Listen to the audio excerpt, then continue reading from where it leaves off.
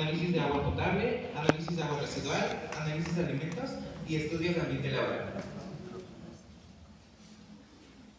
Bueno, me presento, soy Daniela Arias y yo les voy a presentar el proceso de servicio. De primer punto tenemos que el laboratorio está certificado ante la Entidad Mexicana de Acreditación de la ISO 17025. Esto significa que implementan el sistema de calidad de los laboratorios de ensayo y calibración.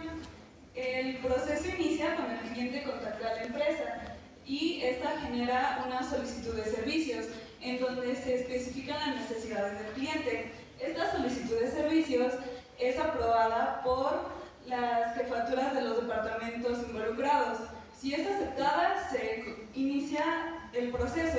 Si no y el cliente está inconforme, se tiene la opción de trabajar con un laboratorio maquila. Este laboratorio maquila está apegado a las políticas de la organización, debe de estar igualmente certificado por la Entidad Mexicana de Acreditación y debe de trabajar a base de las normas oficiales mexicanas y las normas mexicanas.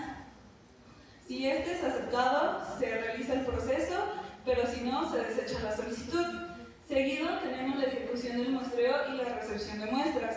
Aquí se encuentran dos métodos en donde el cliente nos puede brindar la muestra estableciendo un parámetro, estableciendo los requisitos de envase, cantidad, temperatura y conservadores. Igual nos deben de brindar una cadena de custodia y un informe.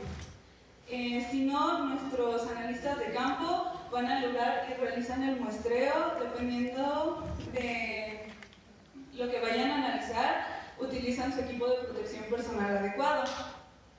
Posterior a ello, igual se debe de llevar una hoja de custodia y toda la documentación correcta. Posterior a ello, ambas muestras son llevadas al almacén del laboratorio de calidad, en donde en su recepción se verifica que estas sean aptas y se recibe junto con la documentación. Y se pasa al análisis de muestras, en donde es a base de los procedimientos y procesos de las normas oficiales mexicanas y las normas mexicanas. Después, acá en este punto tenemos como residuos aguas contaminadas, sustancias químicas, cloroformo, nitrato de plomo, metales pesados y compuestos orgánicos, los cuales están clasificados como residuos peligrosos, ya que tienen las características de inflamabilidad y toxicidad. De igual forma, en los laboratorios de microbiología se tienen como residuos las cepas y cultivos. Posterior a ello tenemos el registro, validación y emisión de resultados. El registro se vacía en el sistema de laboratorio y se verifica que estos resultados sean correctos. Si no lo son, se tiene una corrección y así se vuelve a verificar hasta que estos sean válidos. Para la emisión de resultados se tienen dos opciones. Una es de manera física, en donde se entregan personalmente a la empresa y esta documentación se mantiene también en resguardo durante 2 años en el almacén. Posterior a este tiempo se pasa a archivo muerto y se guarda ahí durante 5 años. Después este es triturado y se maneja como residuo de manejo especial de índole privado. Si es de manera digital, se tiene una copia en el sistema y se guarda durante 12 años. Después de este tiempo se elimina automáticamente sin crear una copia de seguridad. Después, como punto final, tenemos la disposición final de las muestras y reactivos utilizados. Acá, en los residuos peligrosos se disponen a empresas para su disposición y su manejo, en donde le deben de entregar un manifiesto a nuestra organización sobre que incluya fecha, sustancia, nombre y cantidad. Esta cantidad se mide en volumen y masa. También las aguas contaminadas y algunas sustancias químicas, pero desconocemos cuáles específicamente, son vertidas en porrones de 20 litros, en donde posteriormente se neutraliza su pH y son vertidas a la planta de tratamiento de aguas residuales biológicas. También con los reactivos peligrosos biológico-infecciosos tenemos cultivos y cepas, junto con objetos punzocortantes. Una parte es dispuesta a empresas para su disposición y otra parte es dispuesta hacia el almacén de residuos que cuenta con el laboratorio. Acá su proceso es la inactivación de las bacterias y se realiza mediante la esterilización. Posterior a ello se disponen en bolsas negras y en camiones de basura convencional. Bueno, conforme a la normatividad que aplica en materia de residuos, tenemos el artículo 82 de la Ley General para la Prevención y Gestión Integral de Residuos. También tenemos la norma oficial mexicana NOM 0100, la norma oficial mexicana 160 de Semarnat 2011, que establece el plan de manejo de residuos peligrosos. Ahora bien, con respecto a la norma referente a la seguridad, tenemos el cumplimiento de la norma 001. Esta se refiere a las condiciones que establece el centro de trabajo. También tenemos la norma 002, que se refiere a los contención de incendios por las sustancias ya antes mencionadas. De igual forma, se cuenta parcialmente con el cumplimiento de la norma 017. Esto se debe principalmente a que efectivamente la empresa sí porta y sí cumple y sí sabe cuál es el equipo de protección personal. Sin embargo, no todos los trabajadores portan este equipo de protección personal durante el laboratorio, ya que durante la visita nos dimos cuenta de que algunos laboratoristas no portan adecuadamente el uniforme, como la bata, el cubrebocas o las gafas. De igual forma, se cuenta con el cumplimiento de la norma parcialmente con el cumplimiento de la norma 018.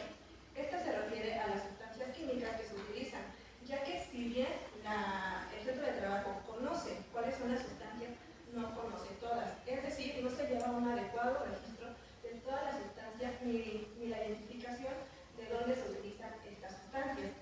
De igual forma, se cuenta con el cumplimiento total de la norma 026. Esta se refiere a las señaléticas y a la identificación de tubería. Esta se lleva a cabo mediante un programa de mantenimiento. Continuando con la siguiente diapositiva, tenemos que la organización o el laboratorio establece un parámetro de cumplimiento del 92%. Esto se logra a partir de 4 indicadores. El primero corresponde a muestras no conformes. Todos estos indicadores son medidos anualmente. Pero bueno, respecto a las muestras no conformes, se refiere a que, como se mencionó anteriormente, hay dos tipos de recepción de muestras.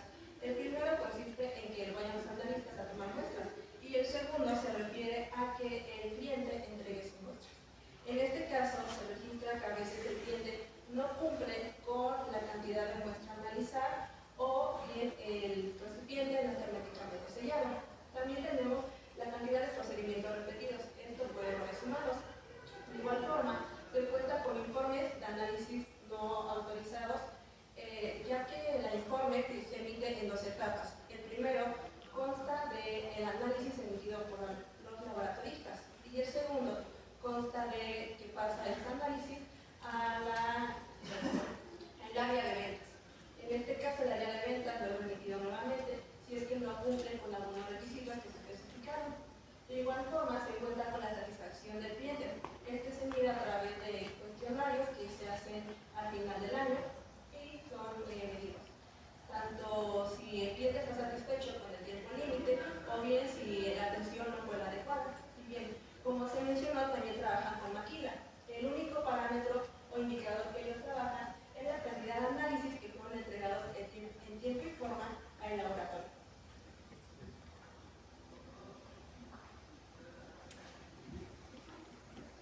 Asimismo, tenemos los indicadores en materia de residuos. Tenemos como primero la cantidad de residuos peligrosos producidas y esto se mide cada mes.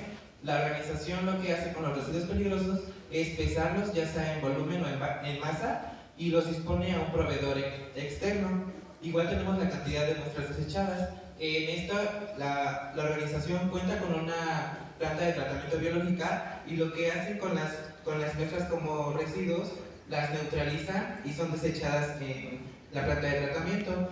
Esto no tiene como tal una medición, tienen garrafas de 20 litros y cuando son llenadas en su totalidad son desechadas. Aquí tenemos también la disposición de residuos biológicos infecciosos, también conocidos como RPBI, y estos se dividen en dos secciones. Uno es la cantidad de RPBI para disposición con el proveedor. De la misma manera, como lo mencioné anteriormente, son pesados y son puestos a disposición con un proveedor. Y la cantidad de RPBI tratados en la organización. La organización realiza una técnica con desactivación de la bacteria o lo que tenga sembrado por medio de esterilización, y cuando termina ese proceso los ponen en bolsas negras y son a disposición de la basura común. Finalmente tenemos los indicadores de seguridad e higiene. Contamos con 3. El primero es el número de accidentes. Estos se miden anualmente. Actualmente tenemos el indicador, el dato del 2024 al 2025 ha sucedido un accidente, pero no contamos con la información de qué tipo de accidente. También tenemos el número de equipo de protección personal de acuerdo al área de trabajo. Esto se entrega cada año y se lleva una bitácora de entrega, pero no se lleva la supervisión que este sea empleado. Tampoco tenemos el número de los equipos que son entregados. Y tenemos el porcentaje del cumplimiento del programa para prever siniestros. Esto es a base del programa integral de protección civil, en donde se marca que deben de ser 3 simulacros, 2 en caso de sismos y 1 en caso de incendios, y este se cumple en su totalidad. También realizamos un pequeño diagnóstico de desempeño ambiental. Esto abarca 3 elementos, los cuales, no pudimos identificar que impacta positivamente. En el agua, ellos, como lo mencioné anteriormente, tienen una planta de tratamiento de aguas residuales biológica, y lo que ellos hacen es utilizar el agua tratada.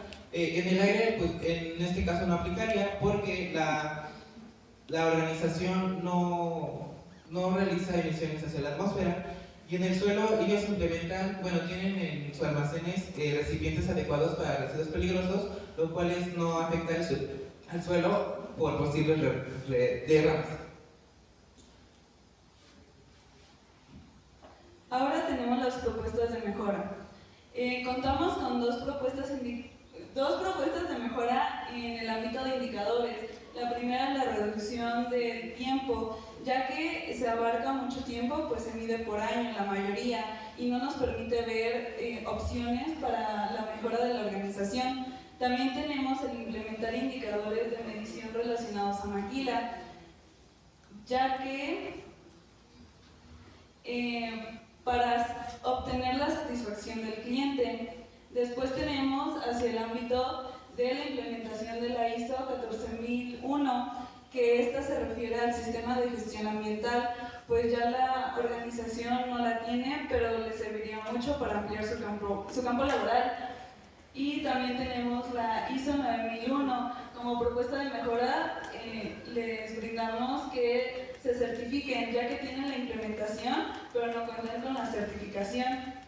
Finalmente tenemos el acuerdo oportuno con los clientes respecto a los laboratorios de maquila, ya que en el proceso, si se detecta que el laboratorio no se puede realizar el análisis internamente, simplemente es comunicado al cliente que esto se va a llevar al laboratorio de maquila y no se tiene una buena comunicación. Ahora bien, en cuanto a propuestas de mejora en manejo de residuos, establecemos que se debe de hacer un inventario y clasificación de las distintas sustancias que están utilizando, ya que como mencionamos, ellos sí saben que utilizan sustancias, pero no hacen un inventario de cuáles son ese tipo de sustancias. Asimismo, aunque se menciona que trabajan o cuentan con una planta de tratamiento del agua, estas tienen una igual forma, debe establecer una matriz de incompatibilidad entre residuos peligrosos. Esto para cumplir con la norma 054 de Semarnat. De igual forma, tenemos que mejorar el plan de residuos. Como ya se mencionó, no saben cuáles son todas las sustancias peligrosas. Por lo tanto, el plan de manejo de residuos que se establece es imparcial a todas las sustancias. Y también establecer un sistema de monitoreo de caducidad de sustancias. Esto debido a que en las últimas revisiones que se hicieron, solicitamos la revisión del almacén y nos dimos cuenta de que ellos ni siquiera saben la fecha en la que se almacenan estas sustancias y la fecha de salida de estas sustancias. Por lo tanto, es necesario saber la disposición de las sustancias colocadas. También tenemos las propuestas de mejoras en materia de seguridad. Como primer punto tenemos supervisión del uso de equipo de protección personal. Como lo mencionó anteriormente mi compañera, la organización sí le da una entrega a sus empleados de su equipo personal, sin embargo ellos no hacen un uso correcto. Esto a base de la norma oficial mexicana NOM 001 de la Secretaría de Trabajo y Previsión Social 2008, que establece el uso, selección y mantenimiento del equipo de protección personal. También tenemos como segundo punto los simulacros relacionados a emergencias en el laboratorio. La organización sí cuenta con un programa interno de protección civil, pero no abarca a fondo el laboratorio.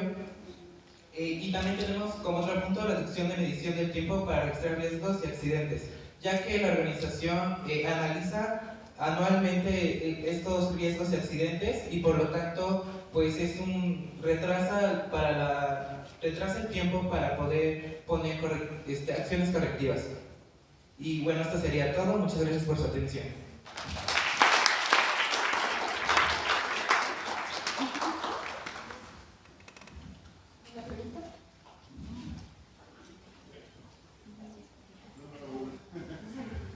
Hola chicos, felicidades. Nada más, a lo mejor en el tema de propuestas de mejora en temas de seguridad, por el tema de residuos peligrosos de los infecciosos, yo sí me daría una capacitación al personal porque no se sabe realmente qué tipo de residuos tengan, ¿no? También comentaban ustedes que hay unos residuos, RPBIs que maneja el proveedor y otros que de manera interna los tratan, ¿no?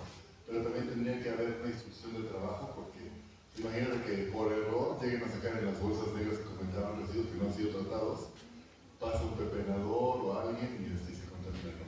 Y también, creo que sí lo comentaron, pero el tema también de los punzocortantes en los RPBs, que me imagino que esos no los tratan de manera interna, se los tienen que llevar al proveedor.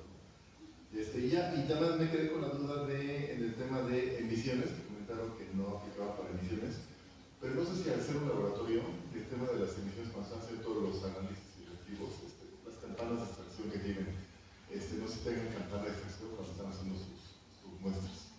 Me quedé con esa duda.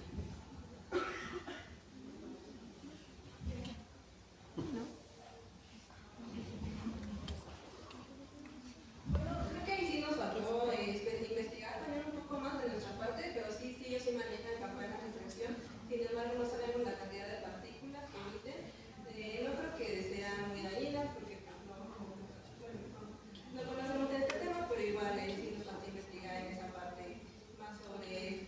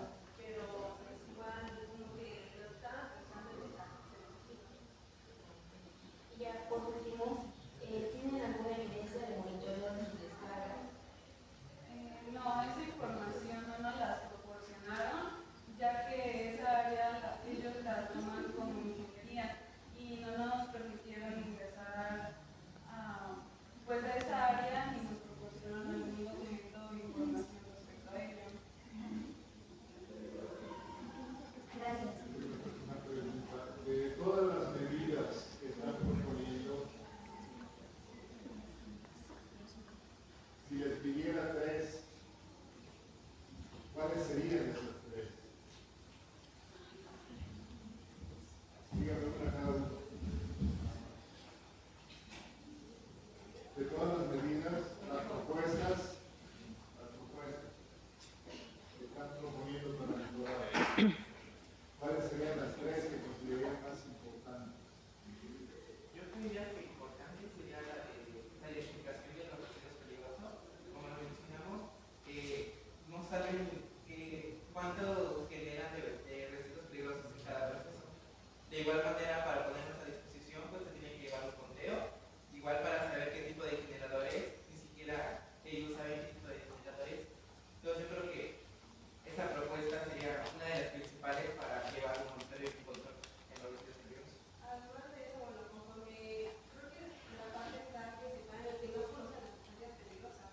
Entonces también están exponiendo a todos los trabajadores, y como se mencionó, los trabajadores no conocen o no saben hasta dónde pueden llegar ese impacto. Una de las principales sustancias que están trabajando es el cloroformo y el benceno, y como sabemos, estas sustancias pueden ocasionar alteraciones en el cuerpo o de manera que puedan afectar internamente. Sin embargo, pues evidentemente ellos no conocen ni saben este tipo de gravedad que pueden pasar, como conocer la cantidad de sustancias que están manejando. Y considero que va de la mano la supervisión y el uso correcto del equipo de protección personal, ya que en el área de microbiología encontramos que el analista estaba operando sin importar todo el equipo de protección personal. De igual forma se puede contaminar ya sea el resultado y uno mismo.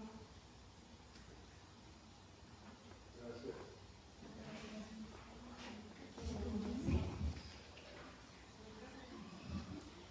Muchas gracias. Qué gran aprendizaje tuvieron. Muchas felicidades, Silvia, Daniela, Dulce, en adquirir toda la experiencia que adquirieron en este periodo. Muchas felicidades. Sabemos, por norma, mencionaron la norma para los residuos peligrosos y ustedes identifican correctamente que el personal no sabe diferenciar entre los diferentes.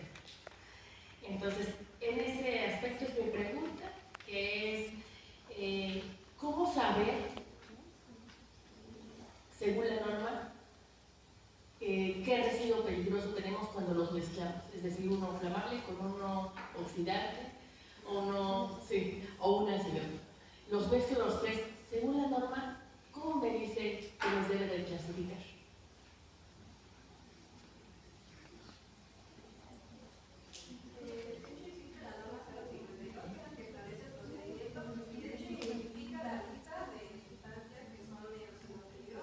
Establece 5 listados a los cuales se puede encontrar dónde está el residuo peligroso.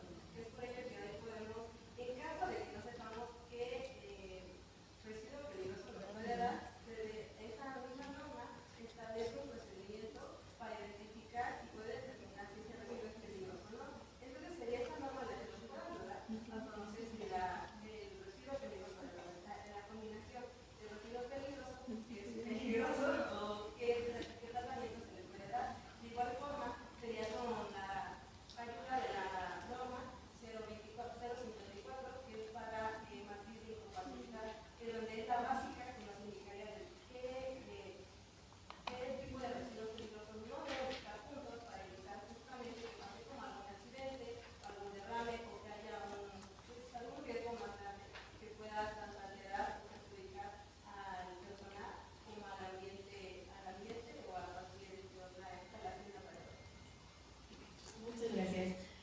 Irving, con todos los conocimientos adquiridos, ¿qué se tiene que hacer con el agua residual que les sobra del análisis? Pues como primero lo mencioné, se debe seguir la norma. Igual se debe neutralizar y se debe de hacer un análisis que tiene este tipo de agua. Conforme a ese análisis se toma una decisión para la utilización final. Sí, porque entendí que lo desechan, ¿verdad? Sí, nada más lo neutralizan, pero puede tener una serie de contactos. No sabe si viene de residuo minero, no sabe de qué tipo de agua estamos hablando. Por eso también mi preocupación sobre los residuos biológicos que los meten en bolsas ajá, negras, y que los tiran a la basura, que no debiera de ir de esta forma. Y ya nada más mi última pregunta, ya para irnos, sobre una reflexión. ¿Ustedes qué creen que debería de hacer la empresa si identifica que una industria está contaminando fuertemente el agua residual? ¿Qué debería de hacer? Fueron y los contrataron para muestra, llevan su equipo de muestra y ven que hay una contaminación fuerte. ¿Qué deberían hacer? La empresa.